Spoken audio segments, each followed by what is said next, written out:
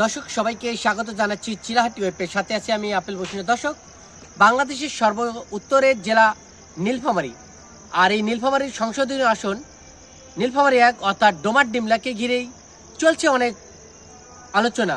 কে হতে পারে, জাতীয় পার্টি, জামাত কিংবা বিএনপি? এ নিয়েই মানুষের মধ্যে আলোচনা সমালোচনার সৃষ্টি হয়েছে। কোনো দলে পিছিয়ে নেই, সবাই সমান মতো প্রতিদ্বন্দ্বিতা করছে। দলের প্রার্থী এবং দলের যে সদস্য কর্মীরা আছে তারাও বিভিন্ন মাঠে এবং সবার কাছে যাচ্ছে, তারা ভোট প্রার্থনা করছে। আগামী 12 তারিখে জাতীয় সংসদ নির্বাচন। এই নির্বাচনেই বাংলাদেশের সর্ব উত্তরের জেলা, বিশেষ করে চিলাহাটি স্থলবন্দর, এটি গুরুত্বপূর্ণ জায়গা। আর এই জাতীয় সংসদ আসনে জামাত, বিএনপি এবং জাতীয় পার্টি 3 প্রার্থী খুবই হাড্ডাহাড্ডি করছে। তিনেই কেউ কারো দিক দিয়ে কম নাই, যেই এই অঞ্চলের প্রতিনিধিত্ব করবে এবং এই এলাকার উন্নয়ন এবং অবকাঠামোতে তারা ব্যাপক ভূমিকা রাখবে। আজ চলে যাচ্ছি আগামীতে নির্বাচনের আরো গরম খবর নিয়ে আপনাদের সামনে হাজির হব। ধন্যবাদ।